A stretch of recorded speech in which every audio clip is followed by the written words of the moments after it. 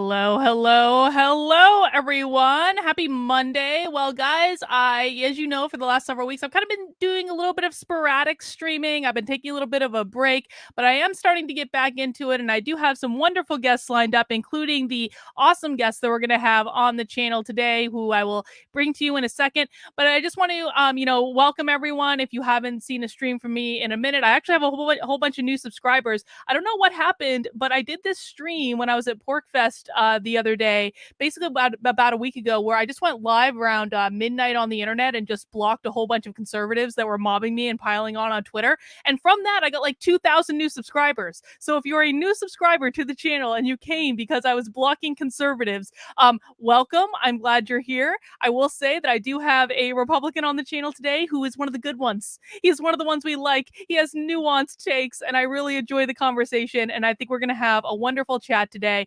But before we get into that, I just want to remind everyone that if you would like to support the work I'm doing, the very best way that you can do that is by becoming a member in my locals community.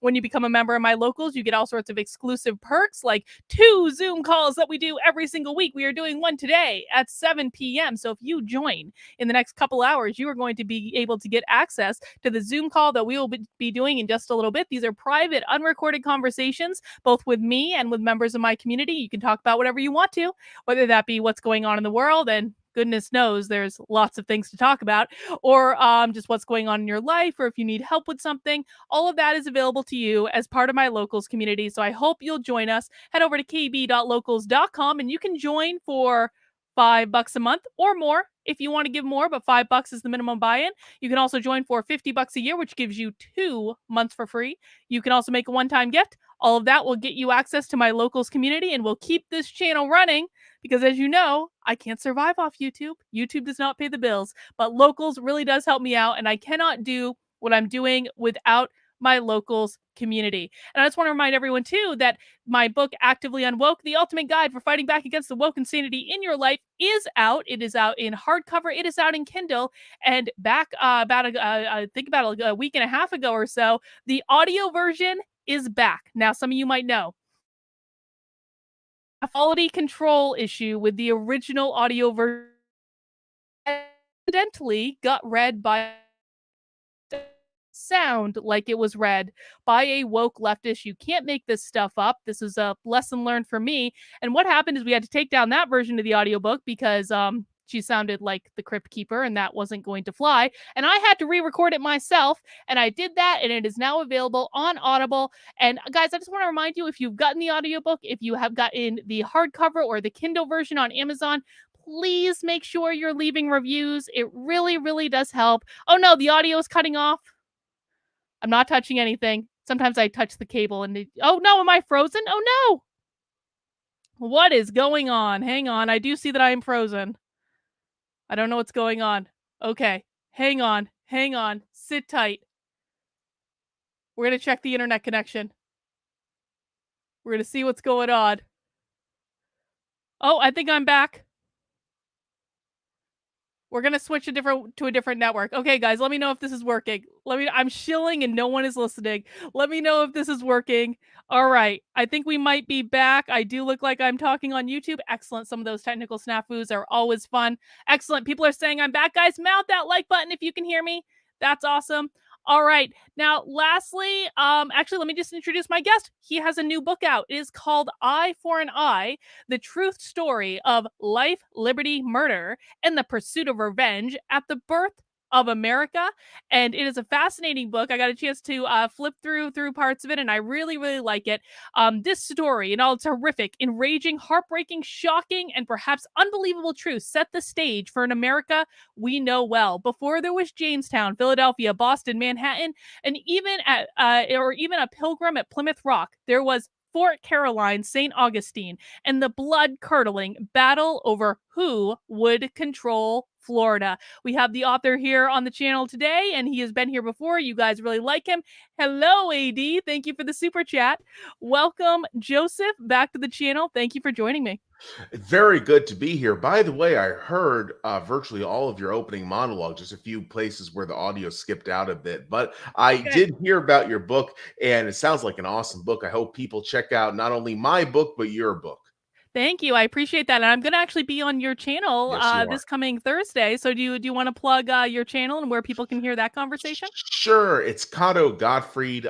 You can just go to YouTube and look up Cotto Gottfried. When it comes up, it will look like there's nothing there except for I think one video, which is about my book. It's because the streams are taken down after they're done because YouTube has some bizarre content guideline policies, which I really tried to follow for years. But after a while, it became obvious that I was trying to follow something that was clear as mud. So I figured, screw it. And now the show is uploaded to various podcasting outlets, including Apple, Google, Spotify, so on and so forth. It actually has found a better audience than it got on YouTube. So that's the situation there. Now, isn't that the truth though? Because I have some content that I upload to different platforms like Apple and Spotify and Google, and universally, without me even trying or doing anything, it gets significantly more views than stuff I post to YouTube. Mm-hmm. So it is the Absolutely. way it is. Yeah, and I think that the podcasting model is probably better for playing back commentary on shows such as this. Obviously, what people say matters a lot more than how they appear on a program like this Thank or God kind for of. that, right? It's not an insult at all, but it's just that when people want to hear ideas, they typically, they don't care whether or not you're sitting in a room that's painted one color or another. They want to hear what you have to say, and the podcasting outlets are obviously outstanding resources for this. Absolutely. Well, I want to talk a little bit about your new book, but I also want to talk about like what's kind of some crazy stuff going on in the world. Where do you think we should start today? How about we start with the book and then we get into Yeah. the current events? All right. So, I mean, could you give us a good overview of kind of like what the book is about and why you thought it was an important topic to write about? Well, it is, as you There mentioned, it is. it is Eye for an Eye, a true story of life, liberty, murder, and the pursuit of revenge at the birth of America. It's interesting because when I talk about the birth of America, I'm talking about what became the United States, which is obviously America before Uncle Sam. And it's important to learn about this because the U.S. didn't just pop up out of the ground one day. It came out of all these different countries and these different peoples who interacted for a quite long period. And one might say the sum of their interactions created the country that we now live in, for better or for worse. And that we'll get into the current events talking about for better or for worse, but not to put the cart before the horse. It's important for people to understand what happened in colonial America, for the reason I mentioned. Also, because a lot of what people would think was the case actually wasn't. And that winds up giving them a false perspective on history, which colors their view on the present. And that leads them to just, basically not terribly well understand the world around them. What we're going through now is highly, highly ideological, quote unquote, history. On the left, you see 1619. My book deals with the 1619 project head on. Mm. I deal with specifically how the premise of 1619 is absurd. I'll get into why that is. Then on the right, you have 1776, which basically holds that the founding fathers were the forerunners of the modern conservative movement, which takes certain aspects of the founding, the Civil War era, then the Civil Rights era. It just sort of it tries to merge them into a whole, which is rather incoherent. So I don't like 1619 or 1776 as narratives. When I approach history, I look at the history as it was. I actually go back and look at historical resources from the time, or relatively close to the time, and I use this stuff to the best of my ability to give people an accurate take on what happened. And I try to present it in a way that's engaging. I try to write Eye for an Eye to come off as a basically epic novel, even though it is nonfiction. It can be a little difficult to do because you have all these complex historical events with people that most folks today know nothing about. But people have seemed to like the book thus far, so it seems safe to say that I did a decent enough job, although I'm sure I could have done better. But anyhow, the book deals with the initial permanent civilian European settlement in Florida. It was intended to be Fort Caroline, which was French in present-day Jacksonville. It wound up being St. Augustine, which is south of what's now Jacksonville. St. Augustine obviously was Spanish. And there was a huge difference between the French and the Spanish. The Spanish actually destroyed the French, and then a Frenchman took revenge on the Spanish a few years later and destroyed them. The title "Eye for an Eye" is there for a reason. But what initially took place was that the French wanted an escape, a haven from their homeland, France, because there were wars of religion. The Catholics were persecuting the Protestants, who had just come about as a result of, Martin Luther's religious revolution. And a lot of these Protestants said, we need to go overseas. And where they wound up was a place that they established named Fort Caroline in, like I said, what's now Jacksonville, and it was established as a community for them. But at the same time, it was not meant to be something where they would trade slaves or convert the American Indians or try to more or less destroy the tribes to get their land. What happened was that these French Huguenots, they're called Huguenots, as in the French Protestants, they wound up engaging in trade and commerce with the American Indians, and they tried to keep a community which was rather cohesive, but at the same time tolerant of others and coexisting with others. So they had a rather, for their time, libertarian outlook. They also really believed in freedom of conscience and the importance of what would now be referred to as individual rights. Obviously, back then, the concept was not nearly as well defined as it presently is,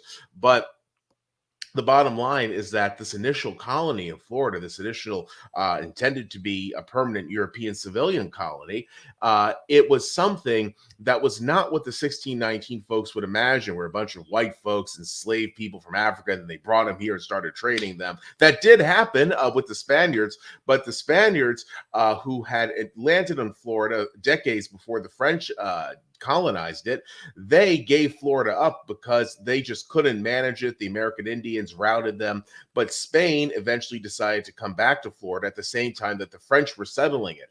And the Spanish had a policy of state religion, where Roman Catholicism was the only acceptable religion anywhere within their domain, and they resolved to kill the French Protestants once they discovered them. And they wound up killing most of them. Very few survived, but some did.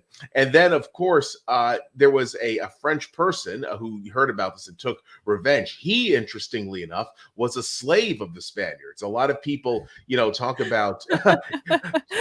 about slavery in days gone by, and they have an idea that it was just the white man enslaving the black man. That's not true. American Indians enslaved each other. I addressed that in the book. Obviously, some whites did enslave blacks, but also whites enslaved each other. And the Spanish decided to enslave the French, whom they took as war prisoners. And this one of these French war prisoners in a war that France was having with Spain in the Mediterranean, he was a nobleman who was reduced to the level of, of a slave. And when he was eventually emancipated, he had such a burning hatred of Spain that he carried it with him throughout his life, the rest of his life. He was a Catholic, but the Spanish, even though they had this, ultra muscular approach to Catholicism, which basically was used as a proposition nationalism to unite the Iberian Peninsula, Spain, like the U.S., doesn't have a common culture, didn't even have a common language, and you had all these differences. The only thing that really united the people who had just been freed from rule by Muslims from Africa, Northern Africa, was that they were Catholics. So Catholicism, in lieu of a national culture, became the national identity, creed, and it was enforced with militancy. It didn't matter if you were Jewish, Muslim, or Protestant, although the Protestants were most severely persecuted. But the Spanish would enslave their fellow Europeans, and one of their former slaves, even though he was a Catholic, when he learned about the destruction of his fellow French in Florida, he decided to organize a private party, go across the Atlantic without telling his party what they were doing. They thought they were engaging in commerce in the West Indies, and eventually he told them, and they all agreed, even though they were overwhelmingly Catholic, and they wound up sacking what the French fort became, which was a Spanish military installation. Once the Spanish killed off the French, they formed their own base. where obviously the French base was, and this French Huguenot party came and destroyed them with the help of American Indians who the Spanish were persecuting. Unlike the French, the Spanish tried to convert the Indians. They also tried to enslave them in certain parts of the world, and it actually basically they wanted to enslave them in all parts of the world. It's just that in some parts of the world, the American Indians wouldn't let them do so. But it was really fascinating how the French and the American Indians united, and they wound up destroying the Spanish who established themselves where this French fort had been.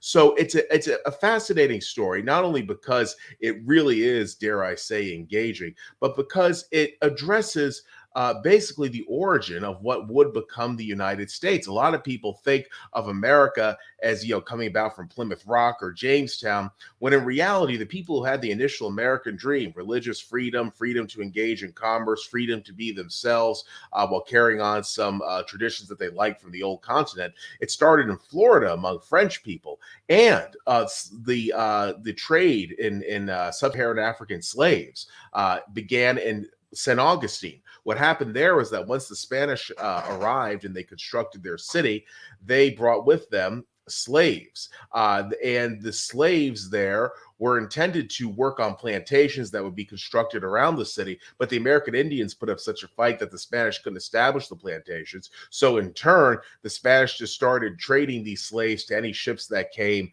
in from the sea to St. Augustine, which is on an inlet near the Atlantic Ocean. And that's how slavery began.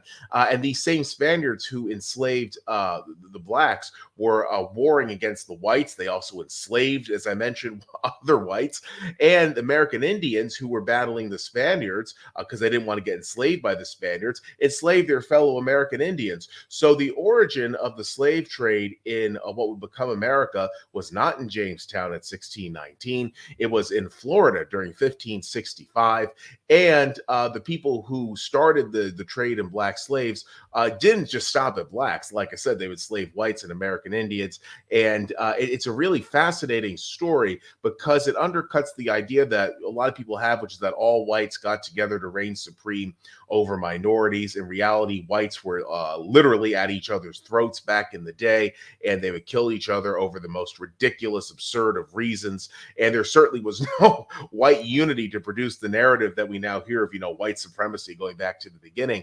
So my book has a lot of interesting facets, but I think if people really want to know about what happened and how it influences what's going on now with all these ideas that float about in society that people have regarding history and that colors how they view the present and the future, my book is a great resource, I think, for getting a rather reliable glimpse at what took place. And hopefully then people won't fall for ridiculous, destructive ideas in the present as well as going forward.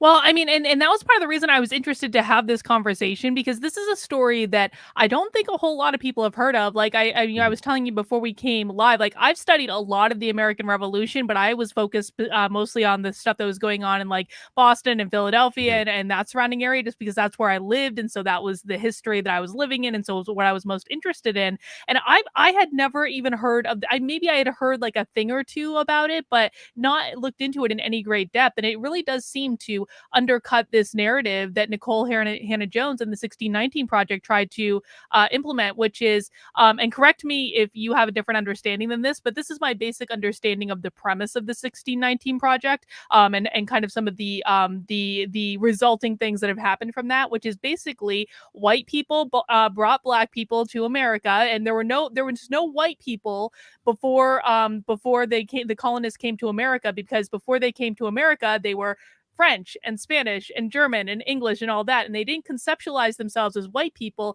until they came to America, and they conceptualized themselves as white people to separate themselves from non-white people so that they could build up all of these structures and systems only to benefit white people and to keep everyone down. And that is the basic premise of, the 1619 Project, critical race theory, equity, systemic racism, all of those things that so many people just believe is true today, but it doesn't really seem like historical fact backs up that story.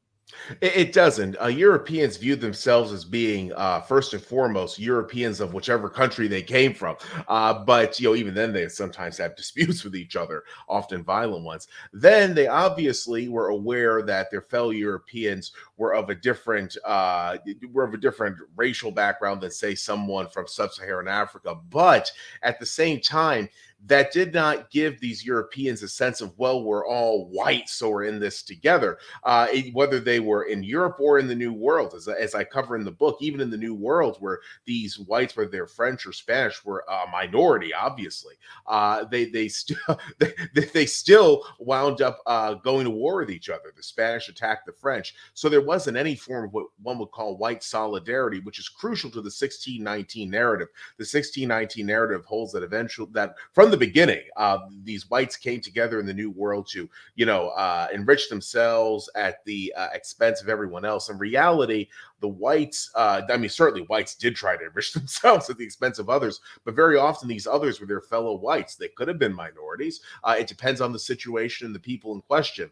What the 1619 Project does, among other things, is a really crude oversimplification of human nastiness. It really boils it down to whites somehow coming together to create a better world for themselves by creating a worse world for others. In reality, whites in colonial America would often, this is figuratively speaking, but in some cases it was literally, they would tear each other's throats out. The violence that they would inflict, say, against American Indians or blacks, and the 1619 folks don't really seem to care about American Indians. The black communities. Oh no.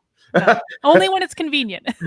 Yeah, exactly. But the reality is that while blacks obviously were mistreated by whites also mistreated each other. And as I mentioned in the book, one of the massive colonial powers in pre-U.S. America was Spain, and Spain enslaved their fellow whites. And the rage that one of their former slaves felt resulted in their military installation in what's now Jacksonville being destroyed.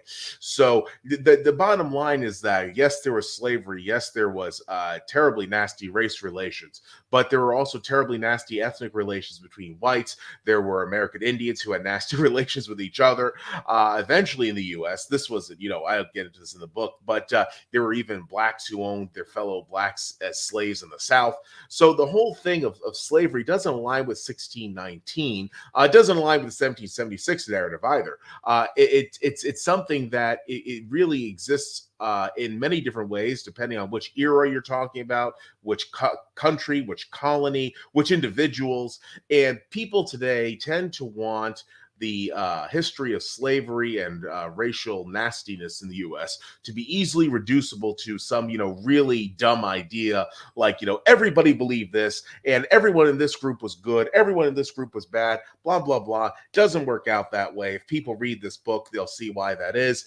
But, it's easy to understand why people want to believe this, this oversimplified tripe, because it makes it easy for them to, in the present day, create good guys, bad guys, the objective truth, whatever that's supposed to mean, and a moral narrative of there being a sense of righteousness behind whatever it is they're advocating for in politics and society, economics. So understanding why people believe these ridiculous oversimplifications, it's not hard to do. It's just sad that a lot of people are attracted to this stuff, although, like I keep saying, it's understandable.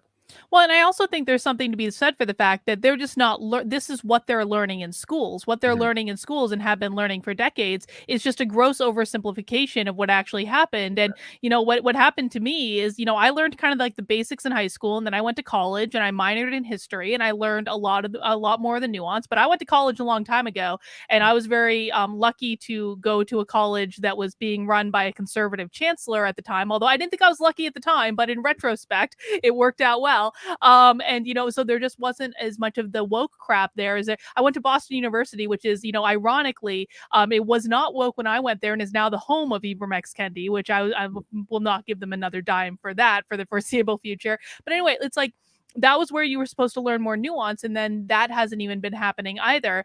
And it also seems to me that what you're describing is, it wasn't so much about race as it was about religion in a lot of cases. I mean, I tend to, Absolutely. again, it's not something I've studied in depth, but I seem to remember that Spain was not too happy. It's like Catholic Spain was not too happy with Protestant Elizabethan England at the same time.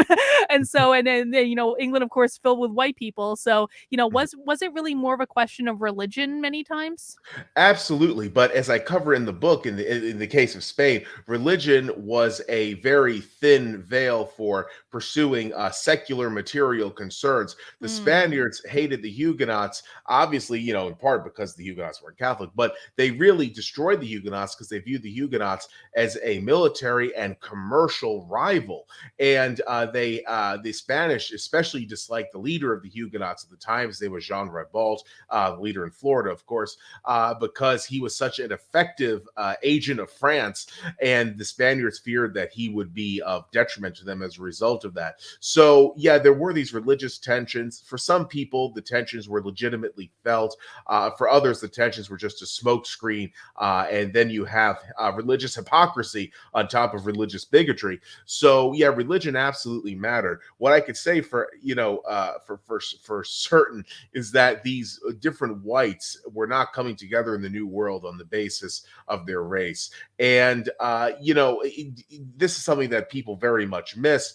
But if you look at 1619, where they even missed the fact that the slave trade the slave trade sub-Saharan Africans began in what's now the U.S. in St. Augustine in 1565 instead of in Virginia during 1619, people wind up missing so much that one shouldn't be surprised by what are very obvious concepts that completely get ignored. In some cases, intentionally. In other cases, people are just ignorant. But it's sad to see either way. No, I imagine it is. And I have a question for you about that in just one second. I just want to say Emily Atwood says his book is on Kindle Unlimited on Amazon. So that's a great option for folks who are interested in the book. And of course, he has the print copy there as well. If you prefer, I always prefer to read books in like print. I can't read on a screen. It just doesn't work out for me. And then Liberty Lion says, Joseph, I like the cut of your jib. Well, thank you. I agree with that. Well, I want to talk about, kind of your feelings about the 1619 project for a second, and not so much like the content of it, because I think most of us know, although we can talk about that, but like most of us know it's not necessarily the best produced piece of content that's ever been created. Did win a Pulitzer Prize for some reason that surpasses my understanding. But as someone that obviously, takes a great deal of interest in these times, has been researching it in depth, how did it feel for you when, like, what was that experience for you when the 1619 project came out, got a whole bunch of stuff wrong, but received all this critical accolades, and especially like, is now being promoted in curriculum in schools? Like, what did that feel like from your perspective? Did you just like want to throw something at the wall, like I imagine that I probably would have if I was in your shoes? Oh, definitely. That's why I wrote the book I that got published last year, Runaway Masters, which is about a different phase of American history, and it certainly is why I wrote this book, because there is so much historical misinformation, disinformation being circulated out there that it was infuriating. And I figured, well, unfortunately, no one's really, well, not no one, but a lot of people aren't going to be terribly interested in the facts, but a few will. So I'll write this stuff and hope that folks can discover it and have a better view of history and therefore the present and the future. So the 1619 project is actually why I got into writing about Mm. history in book form. It was the inspiration for it, although obviously I was not positively inspired by 1619. But no, it was horrendous to see because my first reaction to it before thinking about anything political was that how on earth did they miss that slavery, the black slave trade, began in Florida in 1565, not Virginia in 1619? How did they do that? And when I began then to look further into 1619, I discovered just how bizarre it is, like attributing traffic jams to racism and all this stuff. So it's really I had a tremendously negative opinion of 1619.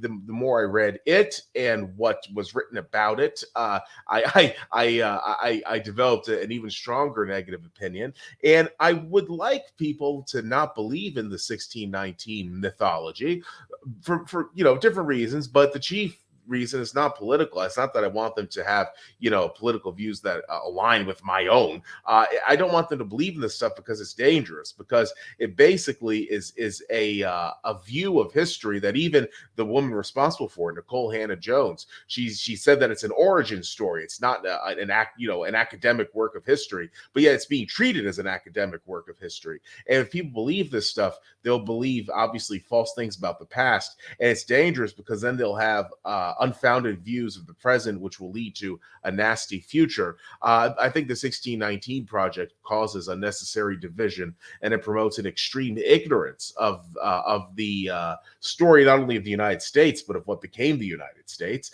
So I very much want people not to fall for this tripe. Doesn't matter if they're on the right, in the left, on the left, in the center, whatever. It's just not good because it is inherently false and destructive. Mm-hmm. Yeah, I mean, and it's one of those things that, when I hear the left talking about critical race theory in the schools, how they position it is we're just teaching accurate history. Well, the 1619 Project has a whole curriculum that they've implemented in schools all over the country. They've been doing it for the past couple of years.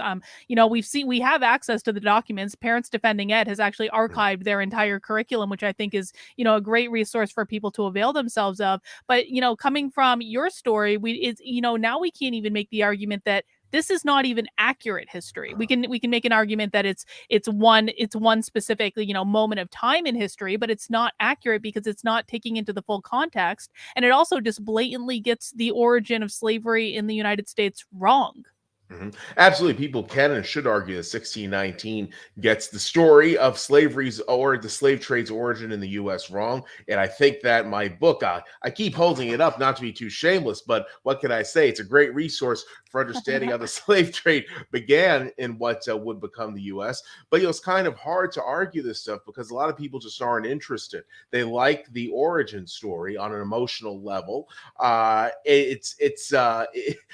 to jump ahead too much, but it kind of reminds me of discussing the realities of banning abortion with people who are passionately anti-abortion. It's the same thing when you start trying to discuss the realities of American history with people who are on the woke left, and you just run into this wall. And at the end of the day, it's like you're talking to hear the sound of your own voice, even though it's not what you intended. So it's really interesting. I think now we see the immense politicization of everything, including history. And even if you have the facts on your side, which everyone should want on general principle, a lot of other folks just aren't going to care. And that to me is very frightening because it speaks to what's happening in our day and age, where there's a return of religious thinking. And I'm not, here to evangelize secularism, although it's not hard to figure out that I'm a secular guy. But the fact of the matter is that you see it on the left and the right, a creedal form of thinking where people have their articles of faith, they have their dogmas, and they believe this is right, that is wrong. And they basically aren't interested then in what people have to say in dissent, regardless of where these people stand on the political spectrum.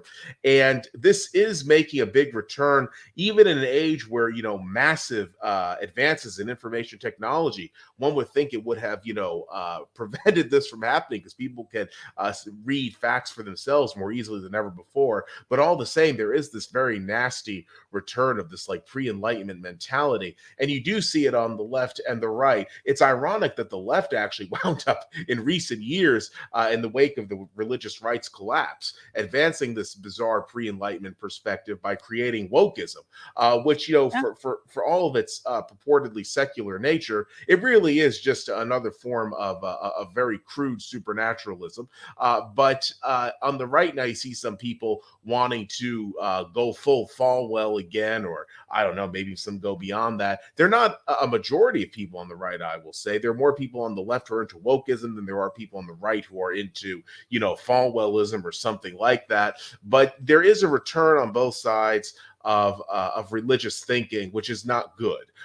And I've wondered why this is. I think it's because in times of great strife, such as our own, where there's a lot of tribalism, people tend to want things to make sense as quickly as possible because they're in a situation of great discomfort and insecurity. And obviously, religious thinking claims to offer the solutions these people need, although in reality, it just winds up causing more problems.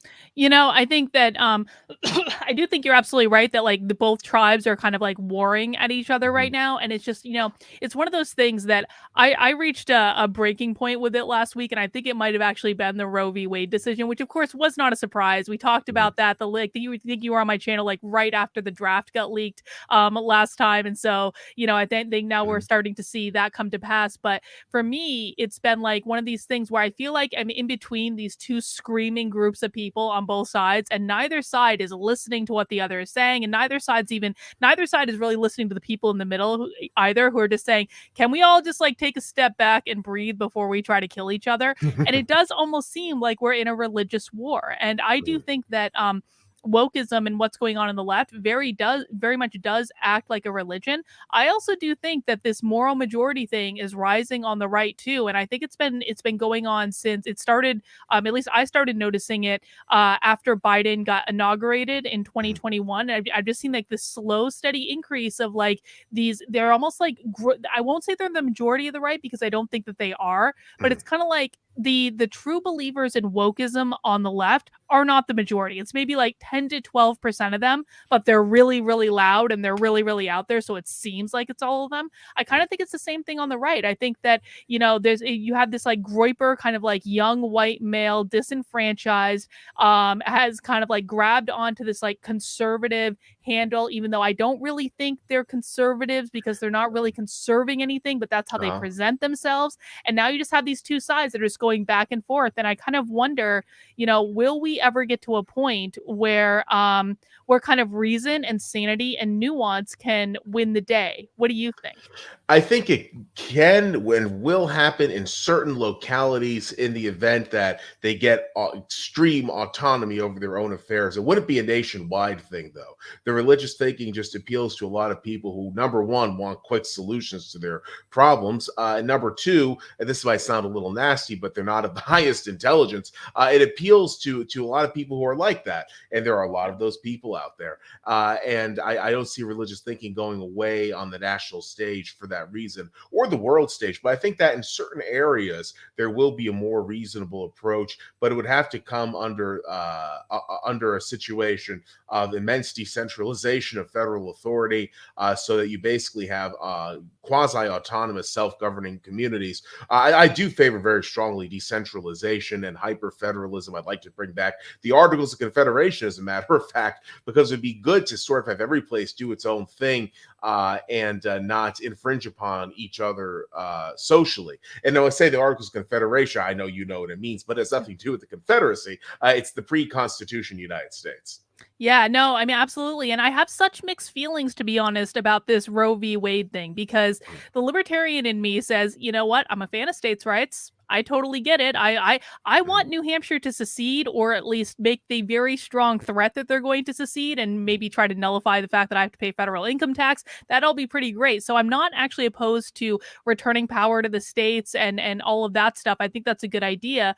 On the other hand, I just feel like this decision was really poorly timed. I think it Mhm. was one of the worst possible times for this case to actually be brought about. And I also think it's going to just create a never ending war between the two sides where, I wouldn't be surprised if the Democrats tried to stack the court out of this. I Absolutely. wouldn't be surprised at all. Neither would I. What happened with this, why this Roe thing came about when it did, for decades, the socially conservative effort to get Roe overturned was going nowhere, and people like me laughed at it because after a while, it was sort of like Charlie Brown, Lucy, and the football. But what took place is that over the last few years, the left really started promoting like abortion way late into pregnancy, even in some cases at Hmm. the point of birth. And that galvanized a lot of conservatives to pass certain laws in certain states and to more aggressively use lawfare. And ultimately, it created an opening for Roe to go away. Now, my perspective is that obviously I would prefer that there be no national abortion policy because I would like the Articles of Confederation back. But for as long as there is a federation, a federal government overseeing all the states, it, the truth of the matter is that in a lot of these states, there is such a bad situation with family life, with poverty, and with people having kids that basically grow to be worse versions of their parents, that they do need to have the legality of abortion, precisely because if they don't, what will happen in these places is the creation of, which is already taking place regardless, but it's going to be accelerated, the creation of a third world country. It's really, a lot of people don't necessarily see it, but in a lot of America, there's already a quasi third world state of affairs. Mississippi, if it were left its own devices, would be a second world country. And, this is the place that wants to ban the abortions most. So it's really, hence, it's participation in Dobbs. So it's really something else. But I do want to see, like I said, a very decentralized government, in which case there's no national abortion policy. And then what happens to people in Mississippi wouldn't affect me that much. But for as long as there is a federal government rather than, a confederation government overseeing the states, it's good to have some uniformity on abortion. I would say, though, that the ideal is to get it dealt with in the first trimester. I And agree. it's It's not like, hard to do. no, it's not hard to do. And this Mhm, drives me crazy. It's like mhm, I feel like there's a very reasonable compromise on this issue to be had. And like, and this is the position I've held since college, which is first trimester with mhm, exceptions for like health of the mother and rape and incest and all of those things that we don't like to talk about. But I mhm, think that that's a really reasonable compromise. And it just seems as though both sides have just dug in their heels on this. I absolutely. think the left has gone absolutely insane, like up to like, and like even post both birth abortion, like that's not Mhm, allowing us to keep our humanity at all. That's not something that culturally we should even look at and say that's a good idea.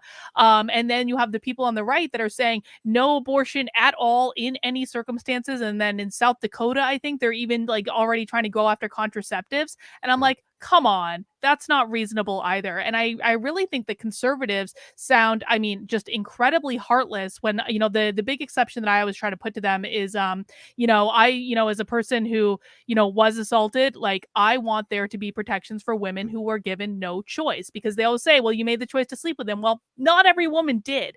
mhm. And the excuse that they say is something to the effect of, oh, well, that doesn't happen with very many women, so it's okay to overlook them. And I'm like, what? Like, I don't want to be sacrificed to this like dystopian reality. That's not cool. And I just feel like they're like, people are just disinclined to look for ways to compromise, look for any win-win.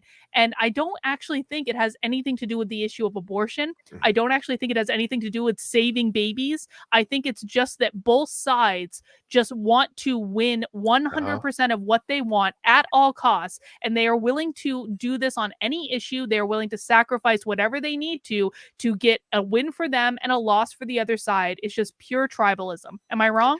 No, not at all. What it is maximalism, and one sees Mhm. this in a country that's falling apart because as things fall apart, people want to get as much power as possible for themselves. There are a lot of opportunities for power grabs, and that's basically what's happening now. It's interesting because two politicians, Obama, who was obviously despised by the right, and Trump, who's despised by the left, did, in retrospect, keep their parties in line to a certain degree. When Obama was in power, the Democrats didn't go nearly as crazy as they did afterward, and Trump kept the Republican Party pretty decent when it comes to social policy. There was really a deep Oh focus yeah. on economics, national security, dealing with problems practically. But since he stopped being president, you see these other people in the Republican Party basically just crawling up and starting these bizarre things. I think that the culprit on the GOP side after Trump's presidency ended is Texas, because Texas last year started coming out with this crazy stuff,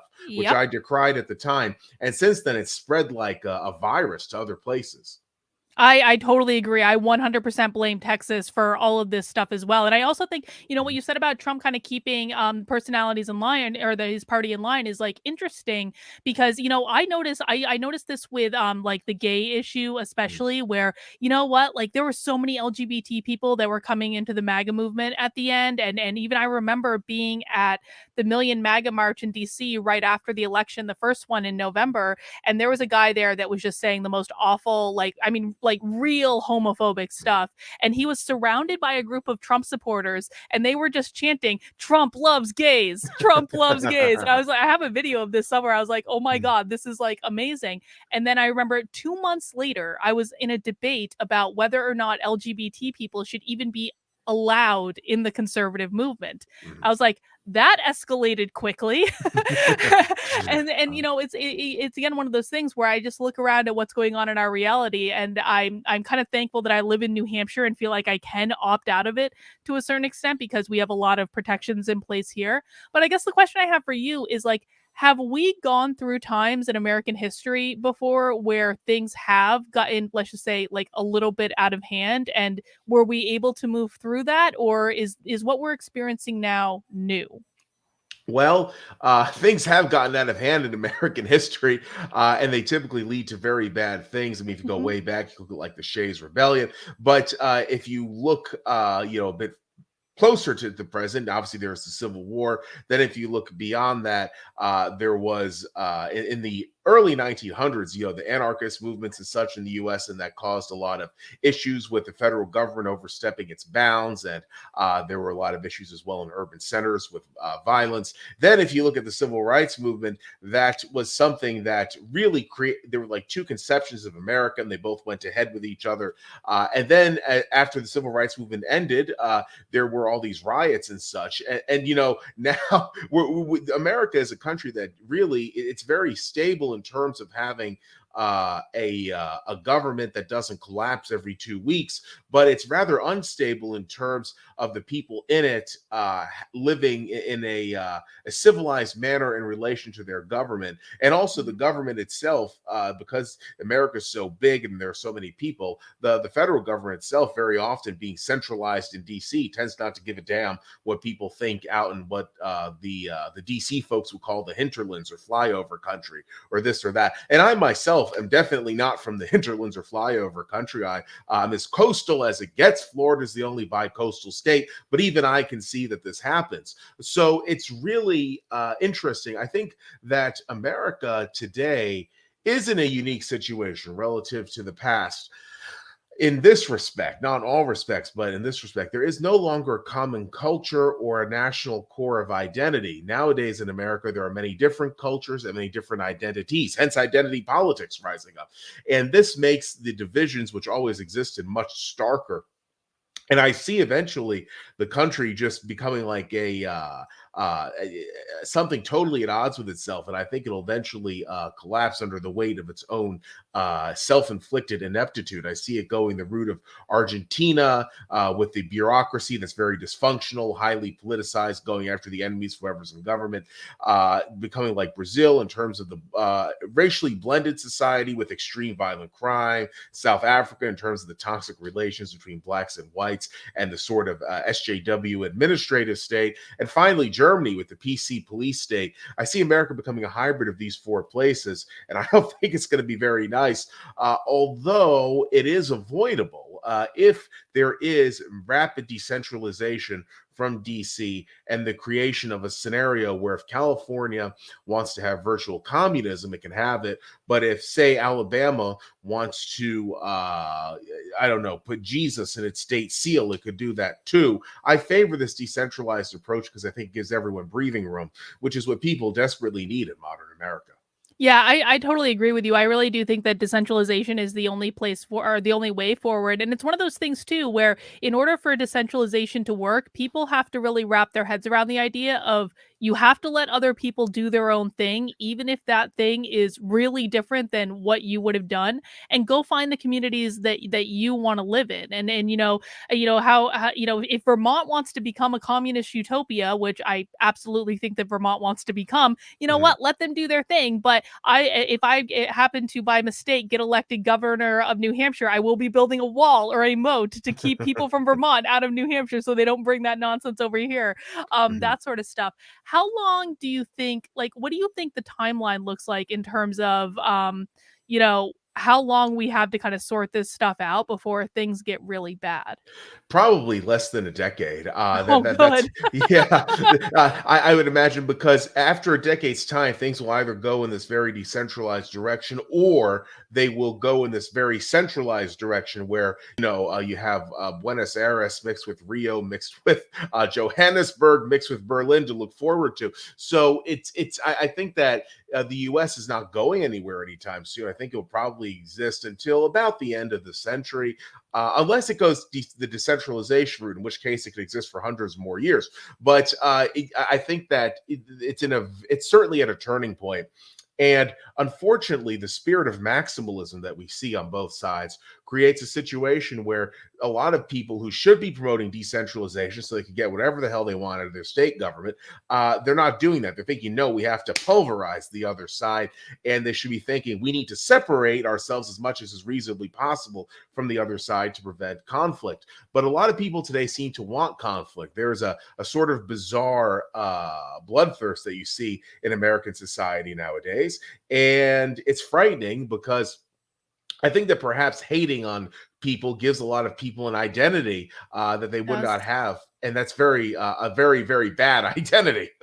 No, I absolutely agree with you. I actually talk about this in my book where I talk about how I think there are two basic types of people, creators and destroyers. And Mhm. creators will focus on like what value can I give out to the world? Like you when you read the 17 or the 1619 project and it pissed you off, you decided I'm going to write a couple books Mhm. and you channeled that energy productively and you're like I'm going to create something that is a counter to the 1619 project. So that's like what a creator is. A destroyer might see the 1619 project and get pissed off by it and then just go on a rampage against every single person that's ever voted Democrat ever in the history of the world. And Mhm. that's how they focus their energy. It's not on producing something of value. It's not on producing something that's like a counter narrative. It's just on destruction and outrage. And I think that unfortunately in the world that we live in, and especially like with doing content on the internet, you happen to exist in this place where outrage sells, outrage gets clicks, outrage, clickbait headlines are the things that people click on, and that's how people get paid. And so there is an active incentive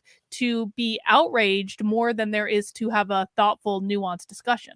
Without question. And that's part of the reason why on social media I'm not the most popular of guys. I do try to throw ideas out there that people would not necessarily be exposed to or think of themselves. And in this so called society, a lot of folks don't want to be exposed to anything that challenges their preconceptions.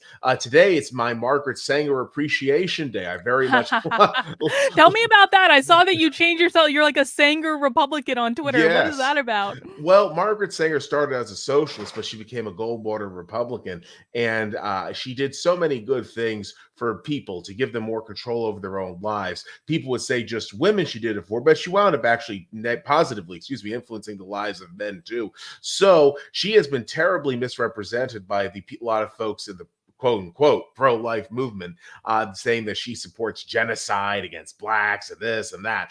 And I'm very tired of it. So I decided to make today Margaret Sanger Appreciation Day, where I'm posting positive things about her, provocative things that are positive. And I put in my Twitter username, Joseph Ford Cotto, Rockefeller Sanger Republican.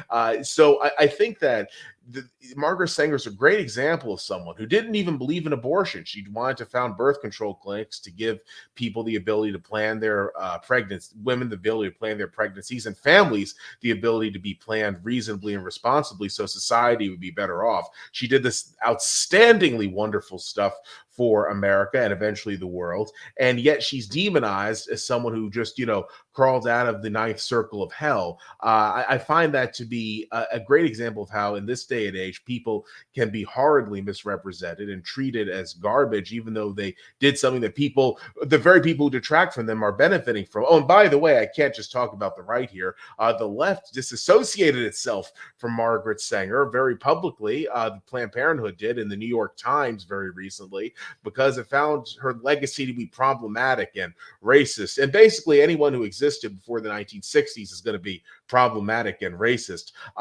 viewed by the standards of today. So you can see how the cancellation is going on both sides. These people who on the left and the right have benefited from the world which Sanger created are now turning on her. On the right, she's, satanic. On the left, she is an evil racist. And it's just crazy. And this, to me, shows why it's necessary to treat these historical figures as what they were. People exist in their own time where there were certain value systems and ideas that were popular, and these people obviously internalized all of this. But these folks did things that were very good that we benefit from today. So why not take that into consideration rather than bashing them in the case of what the left does, or completely making up crazy BS, which is what the right does with regard to Sanger. I mean, I think it's really an interesting story, and one that I kind of want to look into a little bit more. I'm going to go read your tweets more closely after this, because, for me, all I have heard about Margaret Sanger is the most overtly like the stuff that's being portrayed is the most overtly racist. And that's true from the left and the right.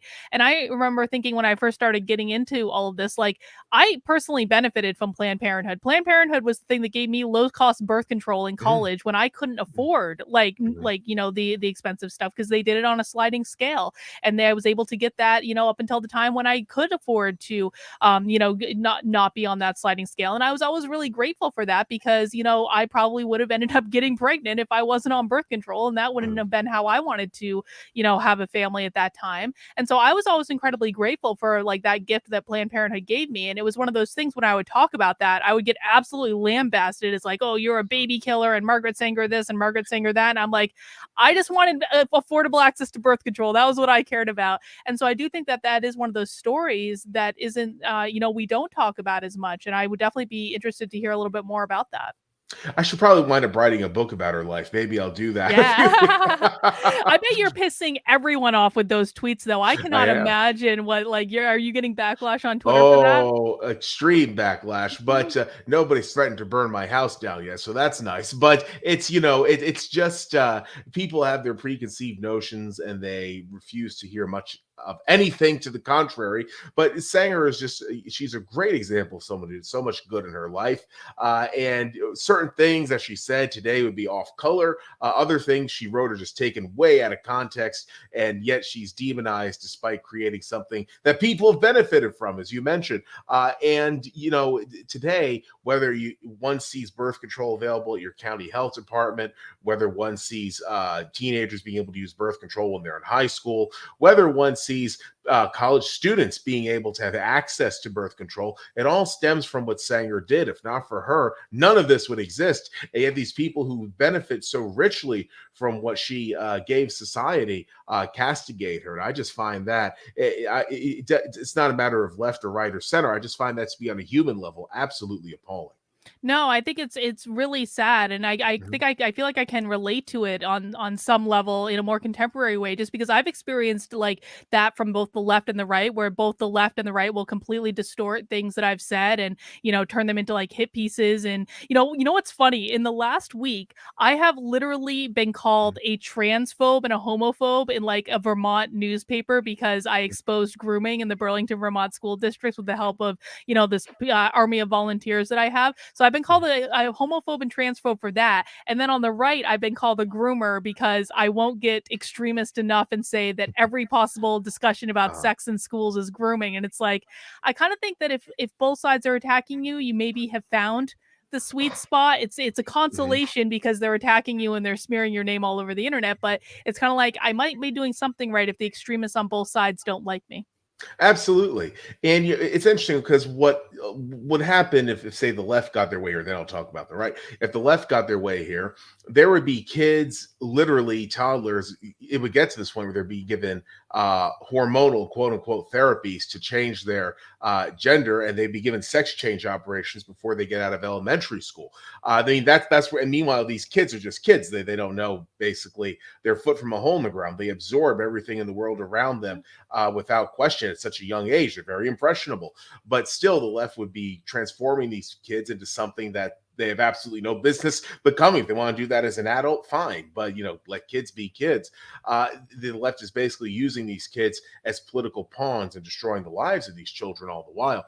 Then on the right, you have a lot of people who don't want any form of sex education in schools. They want to be left to the parents, many of whom are devoutly religious, and the end result's going to be a lot of unplanned pregnancies, a lot of back alley abortions, a lot of sexually transmitted diseases being thrown about, and generally speaking, just a very dysfunctional society, all in the name of traditional values. So it's really a crazy situation that you see today with the extremes on both sides. And I'm very sorry that this has come about, but to a certain extent, I mean, you have your true believers, of course, but a lot of other people go along with it, I think, just because they want to own the opposition, and they don't realize the damage they're doing in the process.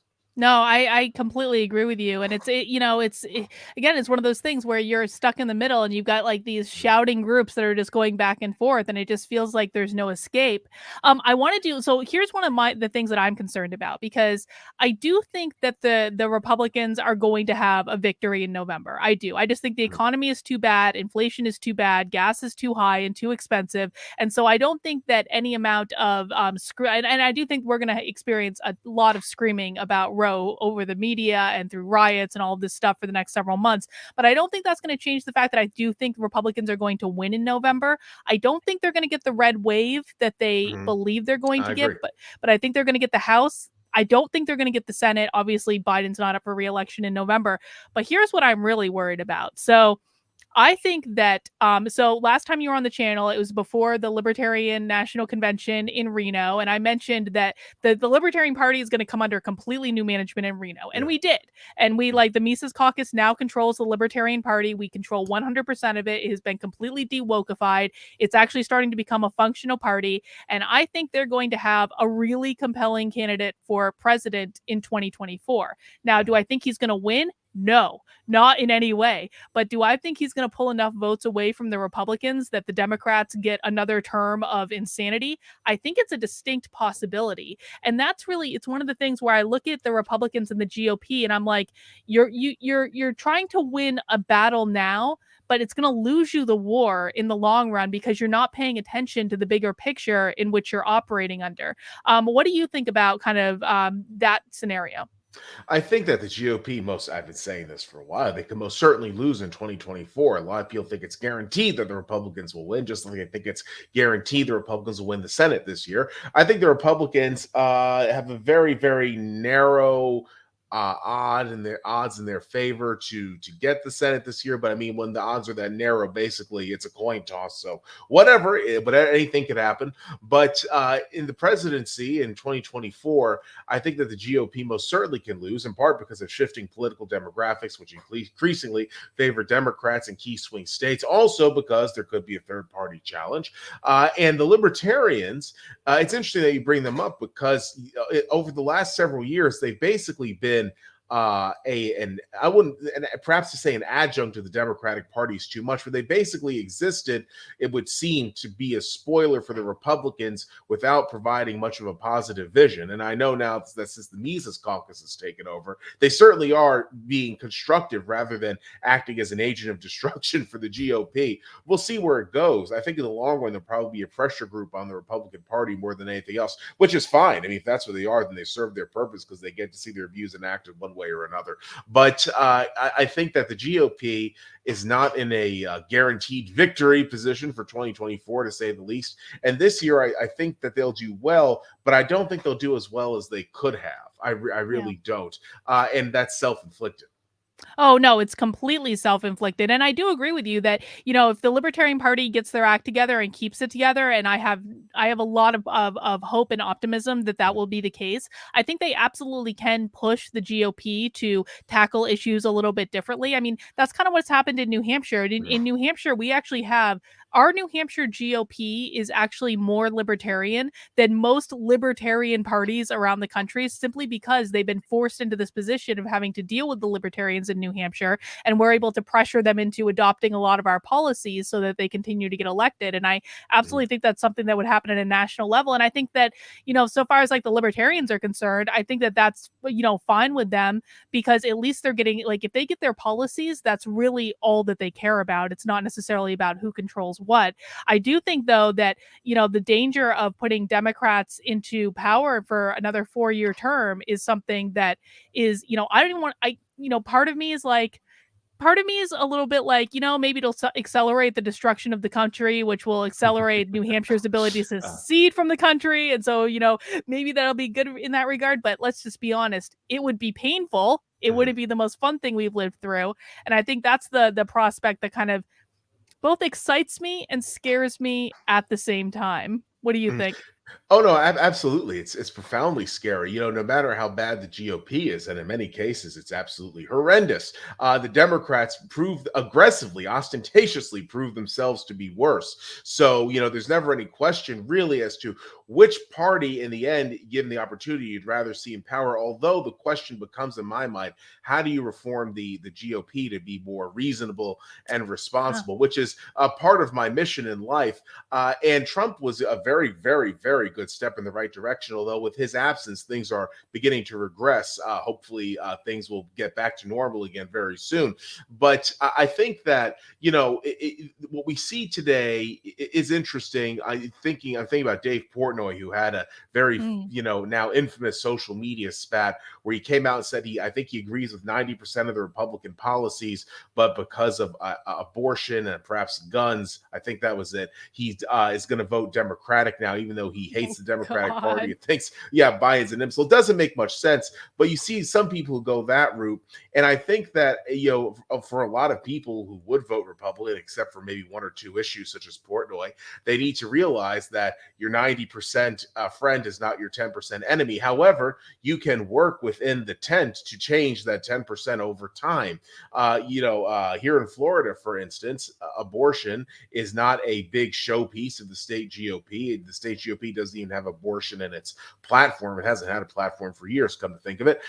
And as a result, the state, when it passes abortion restrictions to appease a rather small segment of its base, they tend to be rather mild, like the 15-week ban.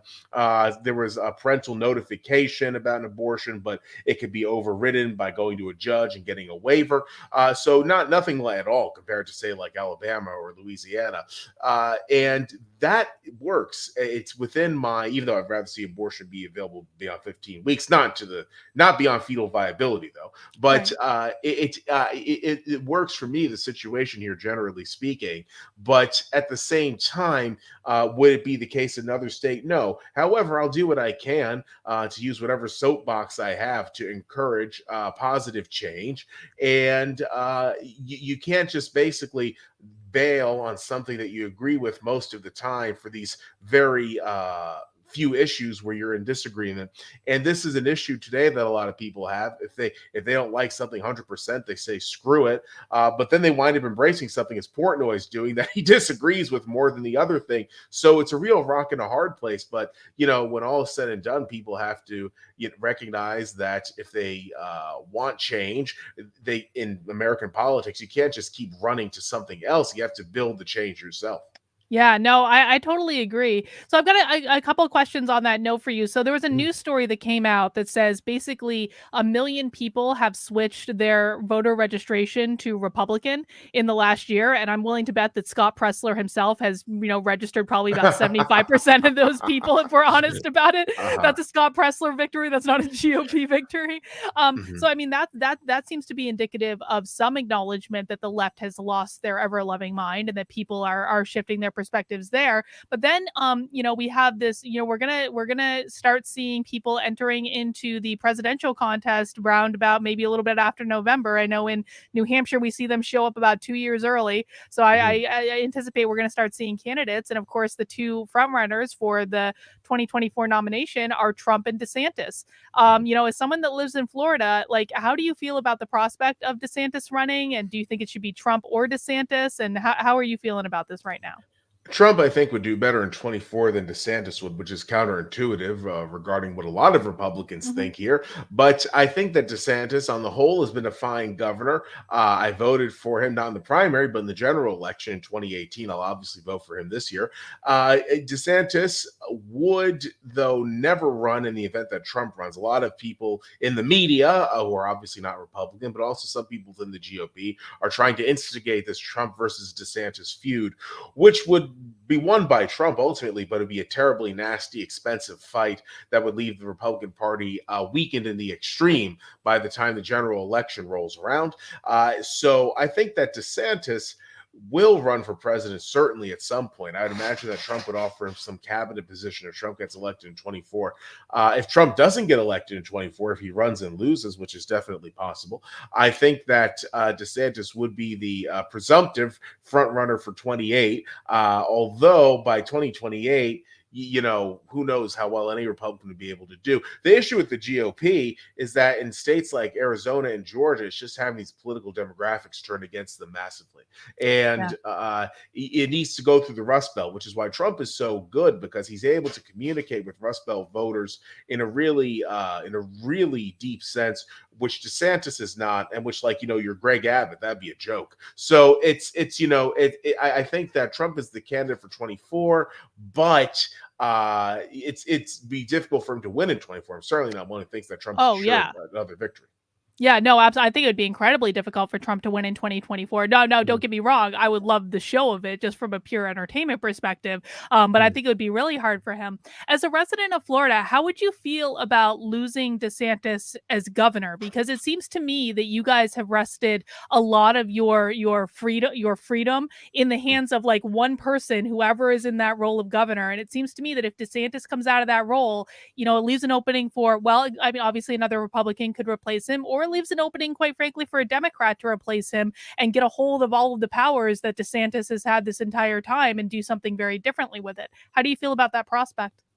I think that the state would not be run terribly differently in the hands of his lieutenant governor, and the state Republican legislature obviously is not going to make any big changes to what he's done. I think that the Democrats in Florida are a joke, really. They're borderline not a serious party. I don't think any of them, unless you have some Republican who comes out and basically starts acting like Greg Abbott, I don't think that they would have any real chance of winning.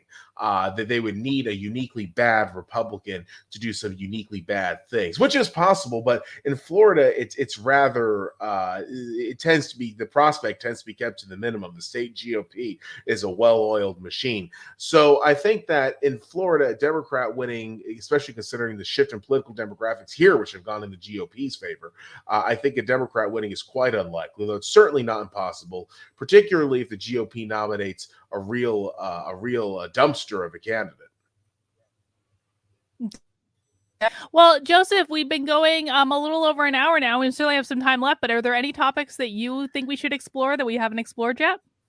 I think perhaps looking at the future of American politics, it's interesting because there's not much of a center ground left, as we've been as one can deduce from what we've been discussing. I don't think it'll ever come back.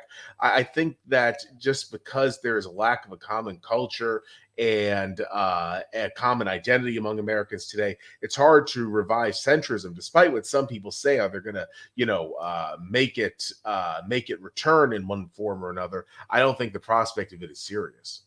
No, I totally agree. And it's like, I just came back from a week-long libertarian festival in the middle of the woods. And to me, like the only way forward that makes sense for me is kind of libertarianism. And the reason is that, I was at this big campground with 3,000 libertarians, all of whom have very, very different views and very different, ways of living their life and different perceptions. And everyone got along. because no one was Mhm. fighting over these things, because we that people have their different areas and they're allowed to do what they want to do, and if you don't want to participate in that, you don't have to. It's kind of like what they're trying to do with Porkfest is actually take like the decentralized model and give people a little taste of what that could look like. And that to me is just, it makes the case for decentralization that you've been making so far, because I Mhm. just don't think we are going to exist in a reality where we're going to have nuanced people trying to find compromise. It's just going to be warring factions. And I think that the primary process for politics that we all have to live with, it only encourages that, because it only encourages the most extreme nature of both individual sides to come out. And then once that happens in the primary, well, you can't exactly retract the things that you said once you get to the general election to be like, nope, psych, didn't mean it when I said that thing. And so I don't think we're in a position that would even allow a more moderate movement to come back. And I think that's kind of a shame, but it's also something that I think if people don't start looking at it realistically and realistically talking about ways that we can peacefully separate or peacefully decentralize, I think we're in a world of hurt moving forward. I agree, and this is actually something that is brought up in the book, where Mhm. the French Huguenots, they create the settlement for themselves, and they coexist peacefully with people who speak different languages, different ethnic and racial background. Talking about the American Indians, and they manage to have this really quasi-libertarian society where people stay in their lane, other people stay in their lane, but everybody coexists on the basis of trade. Trade is the the lifeblood of this coexistence, but it builds a sort of mutual respect where people tolerate and grow to appreciate each other. Definitely.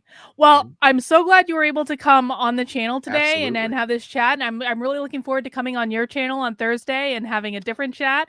Mhm. I want to encourage everyone, again, make sure you pick up a copy of Joseph's book. It is An Eye for an Eye, a true story of life, liberty, murder, and the pursuit of revenge at the birth of America. I do love the writing style. It is an engaging writing style. It's not a boring history book. And so I definitely think you guys will like it. It is Thank you. available on paperback on Amazon, also Kindle Unlimited, as we've already said. People in the chat have been asking, are you planning on doing an audio version? I have been asked that question. I might wind up doing one. It's not on my to-do list, but I think I might. I've been hearing that there is a good deal of demand for these audiobooks. So it's something I might do. It'd take a bit of time, but I think I could probably make the time if I think there's a big enough demand. Yeah, I had to just record my own audiobook a couple of weeks ago, as you heard at the beginning. And you know what? I thought it was going to be a lot harder than it was. I was very nervous. I think you can probably relate to this. Any writer Mhm. doesn't really like to read their own writing, Mhm. because you notice Absolutely. the mistakes you made. You're like, oh my God, I would have said that so much differently than I would today. But, Mhm. I found it to be a good process. And I think people really like hearing the voice of the author. And you've got a great voice for it. I think Thank you. that people would really enjoy listening to it. Thank you very much. You're welcome. And the Brooklyn Way says, such a nice conversation. Thank you both. See, people can have nuanced conversations. So I think we did a good job of that today. Uh, Absolutely. all right. Anything else that you would like to plug or anything like that? Well, people can subscribe to Cotto Gottfried on YouTube to get the live streams. As a matter of fact, I said before, there's nothing there except for a video of the book, but there is the one should see video of an upcoming live stream that's going to happen at 7 o'clock with my co-host and myself. But obviously, it's taken down after it's done because YouTube is YouTube. Yeah, please do subscribe to Cotto Gottfried, and I hope, very much hope that people read the book, they enjoy it, it's worth their while. I think it will be. And I really do want to thank you for having me on your show, Carlin. It's always great fun to be here. It's engaging and interesting as well. It's not like a mindless fun.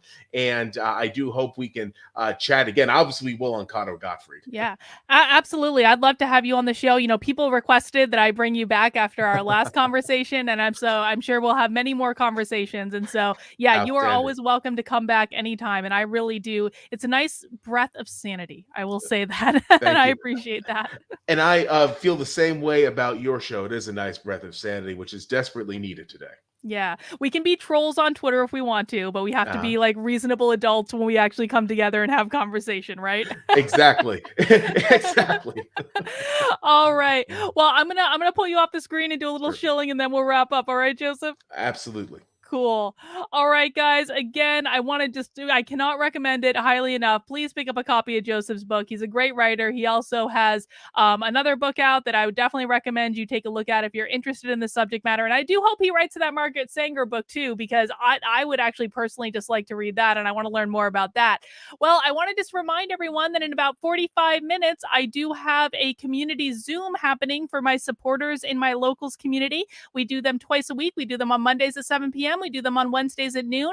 They're completely unrecorded. It is your own little safe space where you can come and talk about whatever you want to talk about. If you want to come and have a nice support group where sane people are coming together to talk about sane things, to escape the nonsense on the internet for a couple of hours, it is a great place for you. The community Zooms on Monday usually last actually a pretty long time.